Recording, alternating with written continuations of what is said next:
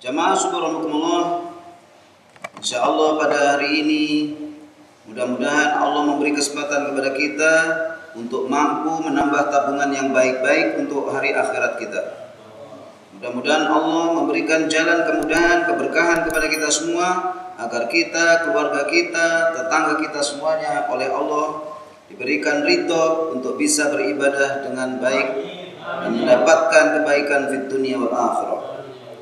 Seperti kita lanjutkan dari topik yang kemarin, yaitu menyampaikan berita gembira kepada orang-orang beriman dan beramal soleh akan surga, yang dimana gambaran surga telah dijelaskan.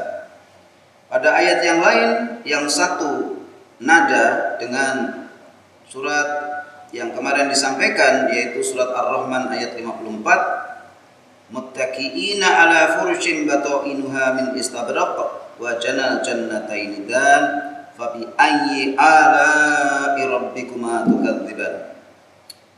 Allah berfirman, mereka ahli surga itu bertelekan di atas permadani yang sebelah dalamnya dari sutra, dan buah-buahan di kedua surga itu dapat dipetik dari dekat. Kita bisa bayangin orang seling beli bantalan tebal berwarna-warni ditaruh di ruangan tertentu, mereka dengan keluarganya duduk-duduk sambil ada teh panas, pisang goreng dan sebagainya. Mengapa? Karena mereka punya imajinasi tentang keindahan. Allahu jamilun yuhibbul jamal. Allah itu indah dan suka yang indah-indah. Manusia juga suka. Siapa ada manusia yang gak suka yang indah-indah dan enak-enak? Maka Allah berfirman sebagai kasih sayangnya kepada kita, mereka ahli surga itu bertelekan. Terserah posisinya yang mana, yang penting bertelekan. Mau sila, mau kakinya memanjang, mau duduk bantal di tepi bantal, tangannya menyandar di bantal, terserah. Seenaknya dah pokoknya. Di atas perbadani yang sebelah dalamnya dari sutra. Padahal waktu di dunia orang laki haram memakai sutra, tapi di surga dihalalkan. Kemudian apa? Bukan sekedar kopi dan pisang goreng dan teh panas, tapi buah-buahan dan berbagai macam hidangan yang lezat-lezat didekatkan untuk dinikmati. Di dalam tafsir, mereka bertelekan di atas perbandani yang bagian dalamnya terbuat dari sutra yang tebal, dan buah-buahan yang dipetik dari kedua surga itu letaknya dekat, bisa diambil oleh orang yang berdiri, duduk maupun tiduran. Tiduran aja bisa ngambil. Kenapa? Kemarin saya sampaikan, buahnya mendekat, didekatkan oleh Allah. Dalam surga itu, dalam tafsir ayat ini, terdapat bidadari-bidadari yang hanya mau, sudi, ikhlas memandang pasangan mereka. Lainnya mereka nggak mau, sedikit pun nggak mau memandang yang bukan yang dikehendaki Allah untuk dijadikan suaminya. Bidadari itu cuma memandang pasangan mereka, nggak mau yang lain. Kenapa? Tidak ada yang lebih menarik dari pandangan mereka. Sehingga hadis Rasulullah mengatakan dalam sabdanya, istri yang paling baik adalah istri yang paling baik menurut suaminya. Walaupun orang sekampung, sekantor mengatakan suaminya nggak baik, kata istrinya terbaik, maka dia adalah orang yang baik. Demikian juga sebaik-baik istri adalah istri yang terbaik menurut suaminya. Beda dengan sekarang, orang yang terbaik adalah yang diakui masyarakat, ya, yang dipilih jadi pejabat. Belum tentu. Bisa saja dia tidak baik menurut istrinya, dia tidak baik menurut suaminya. Sehingga Rasulullah mengatakan, setelah menyatakan hadis itu, Rasulullah langsung mengatakan, aku adalah suami terbaik di antara kalian. Kenapa? Istrinya semua senang sama Rasulullah SAW.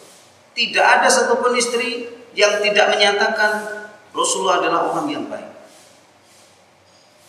Nah, jadi hadis ini ternyata kalau dikontemplasi lagi di yaumil kiamah atau di surga nanti, ternyata memang perempuan yang terbaik yang cuma mau mandang pasangannya. Yang lain nggak ada baik-baiknya. Maksudnya tidak akan seindah, ya, memandang pasangannya. Begitulah terpeliharanya. Bidadari suci itu kenapa? Tidak mau memandang lain kecuali pasangannya. Dan mereka semua masih perawan. tidak pernah didatangi manusia dan jin sebelumnya. Maka kenikmatan mana yang Tuhan kalian berikan yang kalian ingkari, wahai jin dan manusia? Fa bi ayyi ala'i rabbikuma tukadziban. Bidadari-bidadari itu kecantikannya seperti permata dan marjan. Lu'lu'a wal marjan. Maka kenikmatan mana lagi yang Tuhan kalian berikan yang kalian ingkari, wahai jin dan manusia? Dikatakan juga dalam tafsir yang lain bahwa pohon surga akan berkeliling. Tuh, pohon surga akan berkeliling agar buahnya dapat dipetik oleh orang yang menginginkannya. Jadi pohon surga aja berkeliling, bergerak berarti pohon. Nyodorin kepada yang perlu diberi hidangan. Sekarang kita harus ke istana buah, beli buah dulu, cari, manjat pohon, menggunakan alat untuk memetik buah dan sebagainya. Kalau itu betul-betul dilayani prima. Namanya prima bagaimana sih? Gak ada satupun yang memerlukan kerja keras. Kenapa? Semuanya hidangan nikmat minallah. Loh, kalau ada orang terkecoh di dunia ini dengan kenikmatan dunia, dia rugi. Kenapa rugi? Itu baru kenikmatan semu relatif. Secara relatif masih lebih rendah dibanding kenikmatan di surga. Kemudian apa? Mereka itu tadi sebaik-baik posisi dulu bertelekan yang di atas alas yang mewah. Apa? Dengan selimut dari kain sutra yang tebal. Malah penjelasan tafsir lain, selimut tebal. Jadi kalau kedinginan dia hangat. Biasa kebayang ya, dikasih nikmat, dikelilingin wanita cantik, masih perawan, cuma maunya melandang kita. Nah herannya, ayat-ayat gini justru nggak dibahas, nggak dibahas. Sehingga apa? Ya dianggapnya biasa-biasa aja surga itu. Dianggapnya biasa-biasa. Karena apa? Ada yang mengatakan tabu bicarakan masalah itu. Ada yang bicarakan terlalu tinggi cita-cita kita. Udah masuk surga aja dulu lah, baru ngomongin itu. Lah bagaimana Anda tahu bahwa surga itu ada kayak begitu dan punya motivasi surga kalau nggak tahu berita yang gembira ini? Allah aja mengatakan wabasyiril ladzina amanu. Sampaikan wahai Muhammad, sampaikan kepada orang beriman dan orang soleh untuk balasan surga. Jadi kalau ada orang tidak mau ya menerima kegembiraan ini, berita gembira ini, yang kadang-kadang sebagian orang mengatakan tabulah ngomongin begituan. Dikasihin berita gembira, tabu. Cerita-cerita yang kadang-kadang banyak hoax, malah kita terima. Nah ini manusia, ciri manusia. Apalagi fitnah akhir zaman. Contoh ya sederhana. Kita sekarang ini karena saking jauhnya dari ilmu agama, banyak orang lebih meyakini kumur mulut ya, dengan berbagai macam cairan odol. Rasulullah yang kita baca di malam tiap malam di masjid ini mengatakan, andai kata aku tidak ingin memberatkan umatku, aku akan wajibkan siwak. Itu perkataan apa? Sama ketika Rasulullah, kok dilihat orang pada nggak sholat subuh, tolong ambilkan kayu bakar, kumpulkan, aku akan bakar yang tidak ada. Tapi kan Rasulullah tidak mau. Apa artinya? Pentingnya sholat subuh berjamaah. Lalu Rasulullah, kalau aku tidak ingin memberatkan umatku, maka aku akan wajibkan siwak. Dan sudah dibacakan di sini tiap malam, ya sudah berapa kali apa manfaatnya siwak? Pertanyaannya, orang zaman sekarang lebih percaya sama mana? Percaya sama apotik, percaya sama temuan ilmiah dari kata Rasul. Makanya udah ngaku aja siwak nggak terkenal, bahkan di masjid ini nggak terkenal. Kenapa? Karena dianggapnya itu kuno. Kuno. Secara ilmiah nggak bisa dijelaskan, Pak. Apa manfaatnya kepada gigi? Mending pakai odol, wangi baunya. Kayak lebih tahu aja dari Rasulullah SAW. Ini contoh ya, contoh aja. Bukan saya mengkritik. Tapi saya melihat yang pakai siwak dikit. Kenapa? Ya wajar. Itu kata Rasul zaman dulu dengan kemajuan teknologi sekarang. Bahkan dikasih siwak pun nggak dipakai. Kenapa? Ada odol Pak, ada cairan yang bisa dikumur-kumur Pak, menghilangkan berbagai macam bakteri. Saya lihat ulama-ulama tiap kali mau itu siwaknya pakai. Mereka bahkan mau ceramah, mau ngaji, pakai siwak. Ada yang ngandalin mau tes PCR, pakai siwak. Kira-kira hal seperti ini, ya itu. Udah kita ngaku aja. Memang masih lebih percaya sama hal-hal yang ilmiah daripada yang dari Rasulullah. Itu buktinya. Jadi ya nggak mungkin siwak itu akan menjadi kultur. Dirinya nggak percaya, bagaimana menganjurkan sama anaknya? Nggak juga. Akhirnya apa? Kultur kita adalah kultur kebersihan ukuran apotik, ukuran dinas kesehatan. Padahal apa Allah berkata di surat An-Najm? Allah berkata, in huwa illa wahyu yuha. Sungguh perkataan Rasul adalah wahyu. Wahyu apa? Berarti adalah pernyataan Allah. Kita kadang-kadang baca, wa antal alimul hakim. Sungguh engkau itu maha berilmu, bijaksana. Tapi apa yang kata Allah absolut benar, kita belum tentu kita yakini. Walaupun pakai sunnah itu siwak, sunnah. Apa sunnah? Nggak pakai nggak apa-apa. Cuman hanya untuk semacam analogi aja.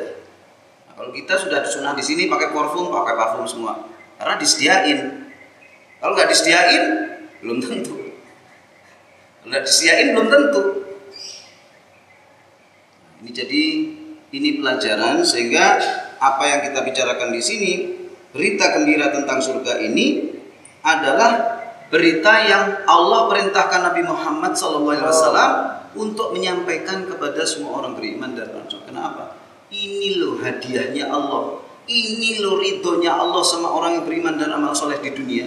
Ini loh kenikmatan Allah sampai Allah ngulangin 30 kali lebih. Fabi ayyi ala rabbikuma tukadziban.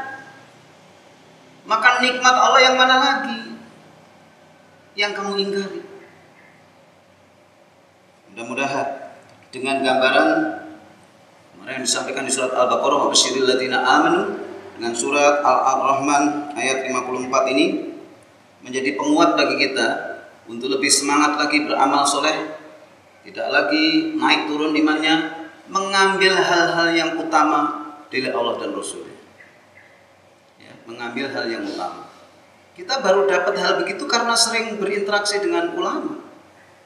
Contoh nih, seumur hidup saya nggak pernah tahu kecuali ketemu guru. Kalau mau ke kamar mandi pakai lengan panjang yang dilipat kiri dulu, baru kanan. Kalau mau makan yang dilipat kanan dulu, baru kiri. Ya Allah, itu perkataan Rasul, itu contoh Rasul. Tapi karena nggak tahu, mohon maaf ya Allah, itu pun masih sering lupa. Lagi hal yang kata Rasul dicontohkan jelas, walaupun sunnah ini semua ngomongin sunnah ya, enggak apa-apa.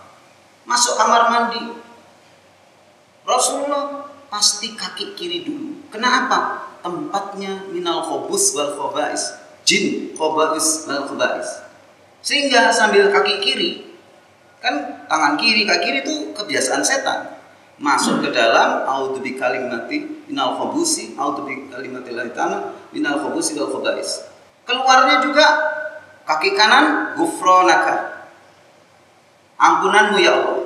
Karena mungkin di kamar mandi itu kita interaksi diganggu sama khobais wal khobus, khobais wal khobais. Itu kan sunnah, ya nggak apa-apa sih kalau nggak ngelamin. Tapi lagi-lagi yang sunnah-sunnah ya dari dunia ini, ya, dari temuan ilmiah lebih kita cintai dan lebih kita amalkan daripada ajaran Rasulullah yang sunnah tadi. Nah, itu namanya kultur. Tergantung di zaman mana dan kumpulanmu siapa, kamu punya motivasi itu. Nggak usah yang sunnah, yang wajib aja. yang wajib ya, tentang hukum waris. Berapa banyak orang yang ngikutin hukum waris? Nah, mudah-mudahan ini menjadi tatanan hidup. Ya, saya tidak milih modern, saya milihnya apa? Milihnya yang paling seneng Allah dan Rasulnya. Nggak milih modern. Modern kalau bikin Allah murka percuma juga. Demikian jemaah, mudah-mudahan kita semua dikumpulkan ke surga Allah, berikan kenikmatan abadi dan diwafatkan husnul khatimah, amin ya rabbil alamin. Aqulu qouli hadza wastaghfirullah li wa lakum, subhanakallahumma bihamdika asyhadu an la ilaha illa anta astaghfiruka wa atubu ilaik. Assalamualaikum warahmatullahi wabarakatuh.